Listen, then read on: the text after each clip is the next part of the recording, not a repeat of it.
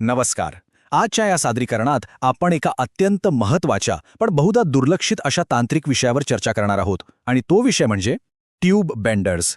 विशेषतः स्प्रिंग आणि पुली प्रकारच्या ट्यूब बेंडर्समधला फरक आणि त्यांचे उपयोग. चला तर मग वेळ न दवडता लगेच सुरुवात करूया. आता एक विचार करा, रेफ्रिजरेशन सिस्टममध्ये ज्या अत्यंत गुंतागुंतीच्या कॉइल्स असतात त्या न तुटता किंवा आतून न चेपता अचूकपणे कशा काय वाकवल्या जात असतील. म्हणजे एखाद्या धातूच्या नळीला जर आपण साध्या हाताने वाकवण्याचा प्रयत्न केला तर ती नक्कीच मध्येच दुमडेल, बरोबर? आणि त्यामुळे आतमधला गॅस किंवा लिक्विडचा प्रवाह पूर्णपणे खंडित होईल.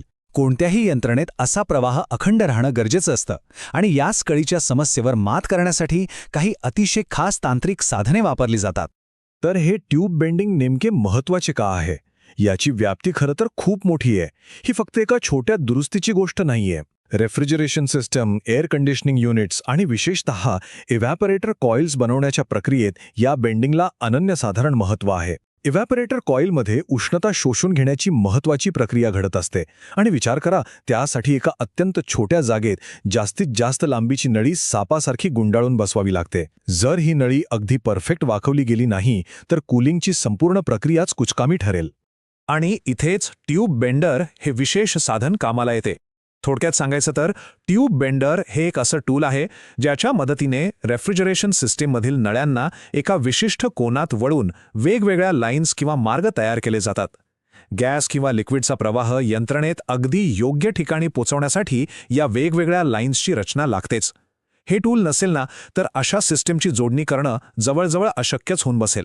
चला तर आता आपण याच्या सर्वात मूलभूत प्रकाराकडे वळूया. याला स्प्रिंग टाईप ट्यूब बेंडर असं म्हणतात.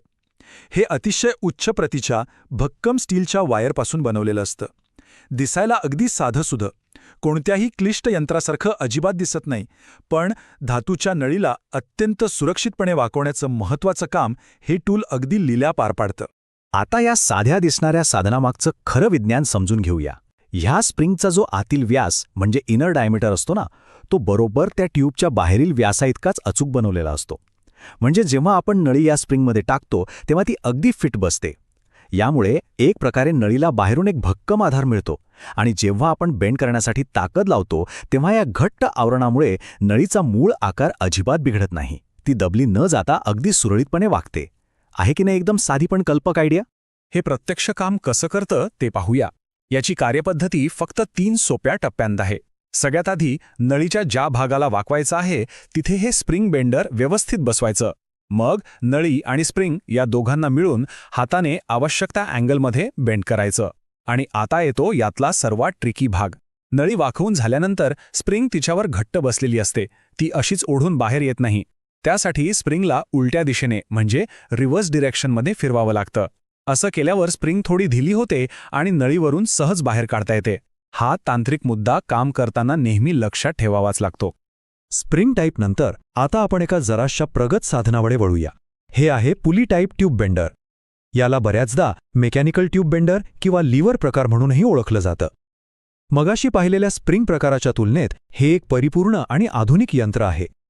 कामामध्ये जास्त अचूकता आणि गती आणण्यासाठी हे विकसित केलं गेलंय. याचं भक्कम डिझाईन आणि 2 हँडल्स पाहिल्यावरच हे टूल किती प्रगत आहे याचा आपल्याला लगेच अंदाज येतो. आता असा प्रश्न पडू शकतो की पुली प्रकाराला आधुनिक किंवा उत्तम का मानायचं? तर याचं एक अगदी स्पष्ट कारण आहे. स्प्रिंग प्रकारापेक्षा पुली टाईपमध्ये नळी अधिक चांगल्या प्रकारे आणि उत्तम दर्जासह बेंड करता येते. पण सर्वात मोठा फरक हा आहे की स्प्रिंग टाईपमध्ये बेंड केल्यानंतर ती स्प्रिंग उलट्या दिशेने फिरवून काढण्यात बरीच मेहनत आणि वेळ जातो. याउलट पुली प्रकारामध्ये नळी बेंड झाल्यानंतर ती अतिशय सहज, कोणत्याही अतिरिक्त त्रासाशिवाय बाहेर काढता येते. वेळ आणि मेहनत दोन्हींची मोठी बचत होते. या पुली टाईप बेंडरची रचना जरा बारकाईने समजून घेऊया. यात प्रामुख्याने 2 हँडल्स असतात. एक फिक्स हँडल जे एका जागी स्थिर असतं आणि दुसरं मूव्हेबल हँडल जे फिरवता येतं.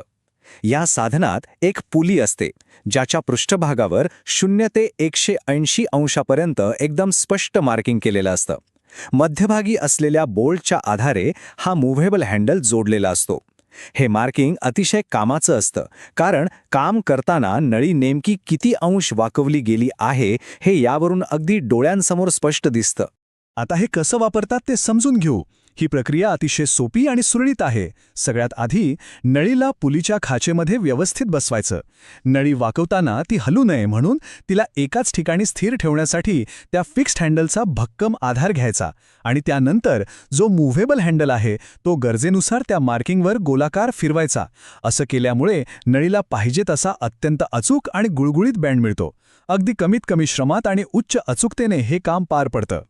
इथे एक अतिशय महत्त्वाची गोष्ट लक्षात घेणं गरजेचं आहे. बाजारात ज्या ट्यूब्स मिळतात त्यांचे काही ठराविक स्टँडर्ड साईज असतात आणि म्हणूनच हे दोन्ही प्रकारचे ट्यूब बेंडर्स देखील अगदी त्याच विशिष्ट आकारांमध्ये डीलर्सकडे उपलब्ध असतात. जसं की 3/16 इंच, 1/4 इंच, 5/16 इंच, 3/8 इंच, अर्धा इंच आणि 5/8 इंच. आपल्याकडे असलेल्या नळीचा नेमका कोणता व्यास आहे हे तपासून बरोबर त्याच आकाराचा बेंडर वापरणं अनिवार्य असतं. जर चुकीच्या आकाराचा बेंडर वापरला तर नळी कायमची खराब होऊ शकते बरं का. या सर्व सखोल माहितीनंतर आता शेवटी एका अतिशय महत्त्वाच्या विचाराने या सादरीकरणाचा शेवट करूया. समजा एखादा मोठा रेफ्रिजरेशन प्रकल्प चालू आहे, जिथे हजारो रुपयांच्या यंत्रणेची अत्यंत अचूक जोडणी करायची आहे.